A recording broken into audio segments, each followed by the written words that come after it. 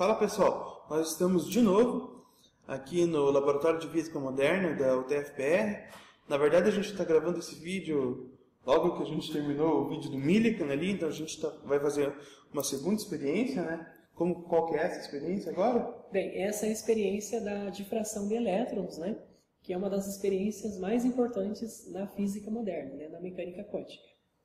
E é uma experiência bem complexa mesmo, a gente estava tentando aqui encontrar uma maneira bacana, sim, didática, uma né? maneira mais didática de passar essa experiência, não só o fenômeno, mas também tentar explicar o que está acontecendo. E eu espero que todo mundo consiga entender, pelo menos um pouquinho, né, do que a gente está querendo passar. E a gente também quer agradecer novamente o professor Lenz, estava até agora há pouco aqui com a gente, tentando montar uma estratégia bacana, e o professor Arandi também. Então, acho que a gente pode começar, né? Exatamente, claro. Beleza, vamos lá.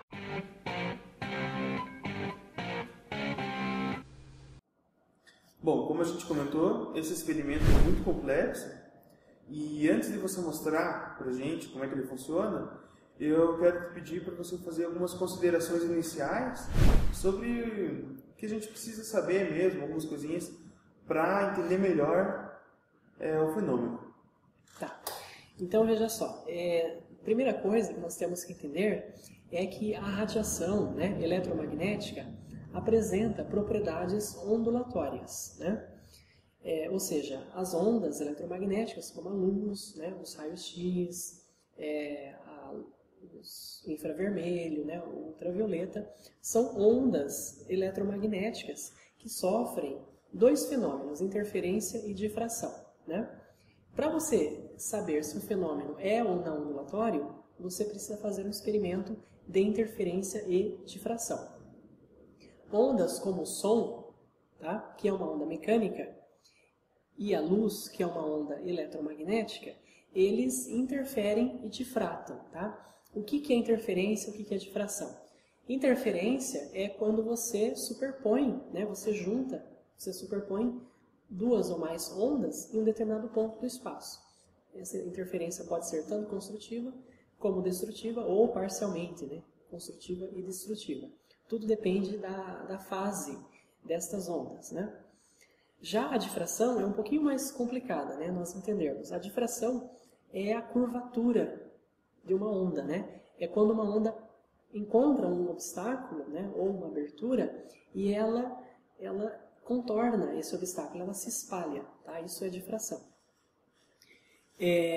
Por exemplo, o som, né, como ele tem comprimento de onda da ordem de alguns centímetros, alguns metros, você pode difratar o som por meio de aberturas, né, em portas e janelas, né, que também tem aberturas desta ordem, tá? Então, uma coisa importante que vocês têm que entender é que para acontecer difração é necessário que a largura da abertura seja da ordem do comprimento de onda da onda, ok?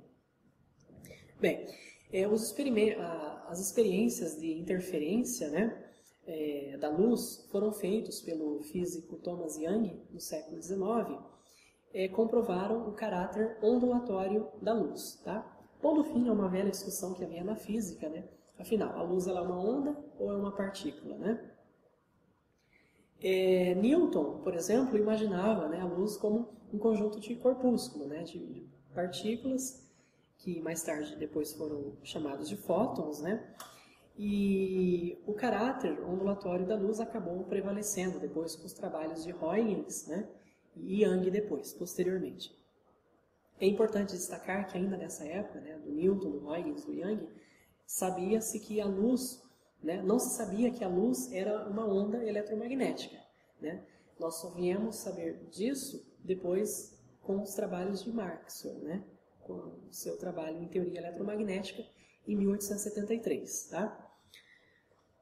Bom, no entanto, no começo do século XX, né, havia na física algumas experiências, como o efeito fotoelétrico e o efeito Compton, né, cujos resultados não eram explicados pela teoria eletromagnética clássica de Maxwell, que tratava a luz como uma onda, né? Por exemplo, o Einstein, para explicar os resultados do efeito fotoelétrico, teve que considerar a luz como, né, um conjunto de partículas, de corpúsculos, denominados fótons, né, que foram chamados mais tarde de fótons. O que é o efeito fotoelétrico? Né? O efeito fotoelétrico é nada mais do que quando você incide luz no material, em algumas situações você pode arrancar elétrons, né, ejetar elétrons. Tá? Isso é o efeito fotoelétrico. Depois havia uma outra experiência que era o efeito Compton, né, o espalhamento Compton. Quando você incide radiação altamente energética em elétrons, né, raios X, por exemplo, para você explicar os resultados do experimento Compton, nós devemos tratar, né, a luz como um conjunto de partículas, fótons, né, e interpretar o efeito Compton como uma colisão entre um fóton e um elétron. Né? Ou seja, todos esses resultados só eram explicados com o modelo corpuscular para a radiação. Né? Então tá, resumindo a ópera, quer dizer que a luz antes era considerada uma onda e a partir do efeito fotoelétrico e do espalhamento de Compton, isso, ela passou-se a admitir que ela teria algumas propriedades de partícula. Sim. É isso mesmo? Isso mesmo. E o que isso tem a ver com o experimento? Bem, em 1924, o físico francês Louis de Broglie, né, ele cogitou a possibilidade inversa. Ele pensou assim, bom, se em algumas situações as ondas se comportam como partículas, né, por que as partículas não podem se comportar como ondas? Né? E aí esse foi o tema da tese de doutoramento dele. Né? E é uma história interessante que quando ele foi apresentar esse tema na banca, né, a banca achou essa ideia meio maluca. Né? E ele foi reprovado. Né? Mas daí o Einstein, né, quando viu o tema dele, né, olha, isso aqui é muito importante, né, nós temos que investir nessa ideia. Daí a banca voltou atrás e acabou passando ele. Né? Bom, mas daí em 1927, os físicos americanos, Davidson e Germer, né, eles realizaram um experimento muito importante para a física quântica, né, que foi o experimento de difração com elétrons. Né? O que eles fizeram? Eles pegaram um cristal de níquel e incidiram um feixe de elétrons nesse cristal de níquel. Né? E observaram o padrão de difração que aparecia aí. Né? E eles compararam esse padrão de difração com os padrões de difração de raio-x. Né? E eles notaram que o padrão de difração de elétrons eram idênticos aos padrões de difração de raio-x. Né? Então, e depois o Thomson, né, no ano seguinte, o Thomson, o filho do J.J. Thomson, aquele que descobriu o elétron, né, o filho dele, fez também, repetiu esse experimento, né, de difração com elétrons e obteve os mesmos resultados. Né? E só para a gente se situar na história, né, desde 1912, né, com os trabalhos de Max von Laue, né, já havia difração com raio-x. Né? O von Laue ele sugeriu que nós pudéssemos estudar a estrutura cristalina dos materiais usando difração de raio-x. Por quê? Porque, como eu já havia dito no começo do vídeo, né, para ocorrer difração é necessário que o comprimento de da onda seja da ordem da largura, né, da abertura ou do obstáculo. Então, como num material cristalino, a distância entre os átomos é da ordem de angstrom, né? Um angstrom é 10 a menos 10 metros, tá? E o comprimento de onda do raio-x também está na ordem de angstrom, né? 10 a menos 10 metros. Então, o von Laue cogitou, né, que seria possível difratar os raios-x, né, por meio desses arranjos atômicos nos cristais. E isso não demorou para ser feito. Em 1913, os Braggs, né, pai e filho, realizaram então a difração com raio-x nos cristais, né, observado, e eles geraram aqueles padrões, né, de difração, aqueles padrões circulares, né, você tem anéis concêntricos, tá? Aqueles anéis são anéis de interferência construtiva, né, das ondas, tá?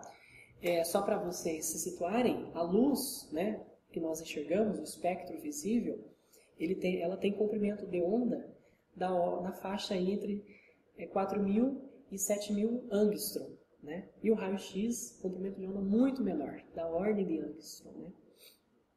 E daí o Davidson Germer, depois o Thomson, então, realizando esses trabalhos com a difração de elétrons, né, pôde notar que o elétron também se difrata, né? Ou seja, comprovando a hipótese do de Broglie de que o elétron, né, como qualquer outra partícula, depois isso foi feito com outras partículas, tá? Percebeu-se que essas partículas se comportam como ondas, pelo menos exibem os efeitos que as ondas apresentam, ou seja, interferência e difração, né? Então é isso que a gente vai tentar fazer hoje, comprovar que o elétron também se comporta como uma onda, mostrando que ele difrata? Que ele difrata, exatamente. Nós vamos observar aqui a difração, né, de um feixe de elétrons. Tá? Então vamos lá então. Bem, agora eu vou mostrar para vocês as partes do equipamento que nós vamos usar para difratar os elétrons. Então aqui nós temos uma fonte de tensão, tá? Que vai até 10 kV, 10.000 volts, tá? É uma fonte de alta tensão. Esse aqui é um resistor, tá? De 10 megaohm, por questões aqui de limitação da corrente elétrica, tá? Esse aqui é um bulbo, tá? É um tubo, né? Onde nós vamos fazer a difração dos elétrons, tá? Esse aqui é o nosso anodo, tá? Todo tubo, vocês sabem, tem um anodo e tem um catodo, né? O catodo ele está aqui atrás, tá? Nós não estamos conseguindo visualizá-lo. E aqui também vocês não vão conseguir visualizar, mas aqui nós temos uma série de grades, tá? De grades que vão aplicar, né, diferentes tensões para acelerar os elétrons. Então, no catodo, é o catodo que vai emitir os elétrons, através do efeito termoiônico, né? Você aquece o filamento e esse filamento, né, libera os elétrons, tá? Esse anodo aqui, ele estabelece uma tensão, né, que vai acelerar os elétrons em direção ao anodo, tá? Esse anodo. Aqui também vocês não estão vendo, mas nós temos um cristal, um pequeno cristal de grafite, que é a nossa amostra, tá? É sobre ele que nós vamos incidir o feixe de elétrons. É o grafite aqui que vai difratar os elétrons, tá, ok? Essa outra fonte aqui, né, ela está regulando as tensões entre as grades, tá? Nesse botão aqui, esses dois botões aqui, eu estou regulando as tensões que vai aumentar ou diminuir a quantidade de elétrons, aumentando ou diminuindo a luminosidade dos anéis de difração que vão aparecer aqui nesta tela fluorescente. Bem, então como não deu para vocês verem, né, em detalhes, aqui nós temos o cátodo, tá, que é o terminal aqui positivo, de onde vai ser emitidos os elétrons, né? Ele se aquece e aí esses elétrons vão ser acelerados em direção ao anodo, né, que é esse terminal aqui, tá? Aqui dentro existe uma série de grades, né, que nós estamos controlando a tensão a partir desses dois botões aqui, tá? Então os elétrons são acelerados pelo anodo, né, e são acelerados também por esses botões aqui, né, por essas diferenças de potencial que nós estamos aplicando nessas grades, e esse feixe daí incide no cristalzinho de grafite que está nessa direção aqui, nesse ponto, que é onde vai ocorrer a difração dos elétrons. Bem, agora nós estamos vendo já o equipamento aqui em funcionamento, tá? Eu coloquei aqui uma tensão de 4,5 kV. Essa tensão está sendo aplicada neste anodo, que está acelerando então os elétrons em direção ao nosso alvo, né? A nossa amostra, que é o grafite, tá? Que é o material que vai fazer a difração dos elétrons. Então nós estamos observando aqui os anéis de difração, tá? Esse padrão de difração são anéis circulares, concêntricos, e é um padrão idêntico ao de raio-x, tá, ok? Bom, esses anéis mais claros aqui é onde está acontecendo a interferência construtiva, tá? Nós estamos observando apenas dois anéis, né, porque os outros têm um raio muito grande, né, que já saem fora deste bulbo. Então, nós não estamos observando eles. E também porque eles perdem intensidade, né? Bom, então, aqui nós estamos evidenciando o comportamento ondulatório, né, dos elétrons, tá? Então, os elétrons, as partículas, estão aqui exibindo um comportamento ondulatório por causa da difração, né? Eles estão se difratando. Bem, existe uma relação entre o comprimento de onda do elétron, né, que é o comprimento de onda de de Broglie, e a tensão aplicada, né? Na fórmula que vocês estão vendo abaixo, nós temos uma expressão que relaciona isso, né? O comprimento de onda de de Broglie do elétron é igual a constante de Planck, H, tá? Dividido pela raiz quadrada de 2 vezes a massa do elétron, vezes a carga do elétron, vezes o U. O U é a tensão que nós estamos aplicando, né? No caso aqui, 4,5 kV. Tá? Então, esta fórmula está demonstrando para a gente que quanto maior a tensão, né, menor é o comprimento de onda. São grandezas inversamente proporcionais. Se eu aumento um, eu diminuo o outro. Do lado, vocês estão observando a outra fórmula que relaciona o raio dos anéis, que nós estamos vendo aqui na tela, né, com o comprimento de onda do elétron. Né? O raio é igual a 2 vezes, esse R maiúsculo é o raio do bulbo, que é um dado que nós temos do equipamento, dividido pela distância D. Essa distância D é a distância entre os planos interatômicos do grafite, né, do material. Esse N que está aparecendo é a ordem, né? No caso aqui nós estamos observando apenas anéis de ordem 1, tá? Então esse N para a gente é igual a 1. E o lambda é o comprimento de onda de de Broglie. Então vocês estão notando que quanto maior o comprimento de onda do elétron, maior é o raio do anel, né? Ou seja, são grandezas diretamente proporcionais. Então vamos fazer uma experiência demonstrativa aqui. Aumentando-se a tensão, né? O que nós estamos fazendo? Aumentando a tensão, nós estamos diminuindo o comprimento de onda de de Broglie, do elétron. Né? E se eu diminuo o comprimento de onda de de Broglie do elétron, eu também diminuo o raio dos anéis, né? Que nós estamos observando aqui. Então, diminuindo o comprimento de onda de de Broglie, diminui também o raio destes anéis, tá? Porque são grandezas diretamente proporcionais. E nós temos uma situação inversa, né? Se eu diminuo a tensão aplicada, eu diminuo o comprimento de onda de de Broglie, portanto, eu aumento, né, o diâmetro desses anéis, eu aumento o raio desses anéis, tá? Bom, os detalhes aqui sobre difração no grafite, nós não estamos entrando em detalhe, né? É um pouquinho complicado, mas tem aí várias fontes que vocês podem estudar, né, a difração em cristais. Nesse experimento aí, a gente fez a difração de elétrons. Sim. Existem experimentos semelhantes a esse, só que com outras partículas? Sim, você pode fazer difração, por exemplo, com prótons e com nêutrons, né? No entanto, e os efeitos vão ser os mesmos, né? Assim como o elétron. No entanto, o próton e o nêutron são muito mais massivos, né, que o elétron. Tá? Quer dizer, então, que o comprimento de onda de de Broglie deles é muito menor. Porque, como vocês viram, vocês lembram daquela expressão, né? Quanto maior a massa, menor é o comprimento de onda de de Broglie. Então, como o próton e o nêutron são cerca de 2.000 vezes mais massivos que o elétron, né? O comprimento de onda de de Broglie deles é cerca de 2.000 vezes menor, né? Para compensar isso, você pode, por exemplo, reduzir a tensão, né? Você pode reduzir a tensão em 2.000 vezes para ter o mesmo efeito, né? Só que, na prática, né, é muito mais fácil fazer difração com elétrons.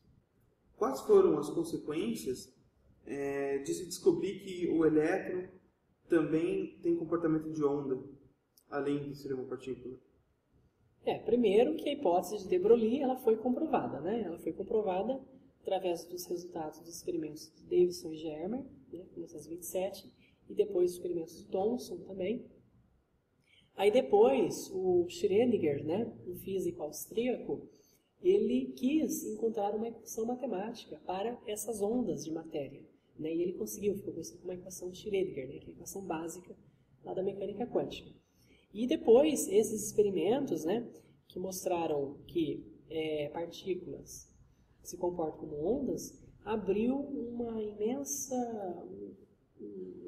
possibilidade de estudos, né, na compreensão do mundo quântico. Né? Então, não é à toa que esse experimento é um dos mais importantes da mecânica quântica. Além dessa importância científica que você falou, existe algum tipo de tecnologia que só pode ser concebida a partir do momento que se descobriu que o elétron também tinha comportamento de onda? Tá. A difração de elétrons, né, assim como a difração de raio-x, ela tem uma grande importância na cristalografia, na identificação das estruturas cristalinas, né, dos materiais. Tá? Determinação de parâmetros de rede, né, determinação de distâncias entre os átomos, entre os planos atômicos, e também na identificação de substâncias desconhecidas. Né? Ou seja, você pode fazer difração com elétrons para determinar a composição química, por exemplo, de uma substância. Né? Então, a partir da difração de elétrons e de raio-x, né, a cristalografia ela pôde se desenvolver bastante. Né? Então, pessoal, era isso que a gente tinha para mostrar para vocês hoje, esses dois experimentos. Né?